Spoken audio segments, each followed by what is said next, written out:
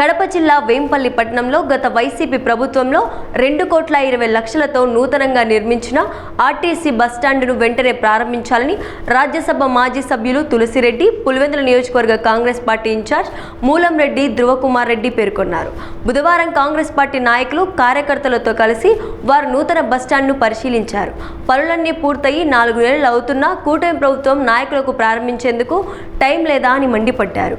నూతన బస్టాండ్ను ప్రారంభించకపోవడంతో ప్రయాణికులు, ప్రజలు తీవ్ర ఇబ్బందులు పడుతున్నారని చెప్పారు. బాత్రూంలు లేక ప్రయాణికులు అవస్థలు పడుతున్నారని చెప్పారు. ఇప్పటికైనా ఆలస్యం చేయకుండా వెంటనే బస్టాండ్ను ప్రారంభించి ప్రయాణికుల, ప్రజల కష్టాలు తీర్చాలని వారు డిమాండ్ చేశారు.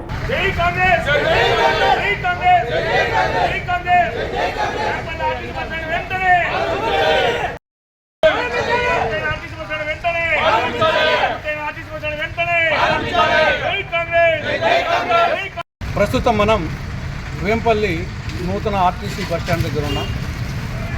గతంలో ఉన్న పాత బస్టాండ్ను కూల్చివేసి 2,30,00,000 రూపాయలతో కొత్త బస్టాండ్ నిర్మించడం జరిగింది.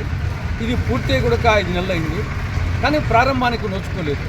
పర్యవసానంగా ఉన్న బస్టాండ్ ఏమో శిథిలావస్థకు చేరుకుంటా ఉంది. ప్రయాణికులేమో తీవ్ర ఇబ్బందులు పడుతున్నారు. ముసలోళ్ళు, వృద్ధులు అటు మూత్ర విసర్జనకు కానీ ఇటు ఎండాకాలం నీడలేక అవస్థ పడుతున్నారు. కాబట్టి ఇది 5 మండలాలకు కేంద్రం. కాబట్టి నిరంతరము ప్రయాణికులతో కిక్కిరిసి ఉంటుంది.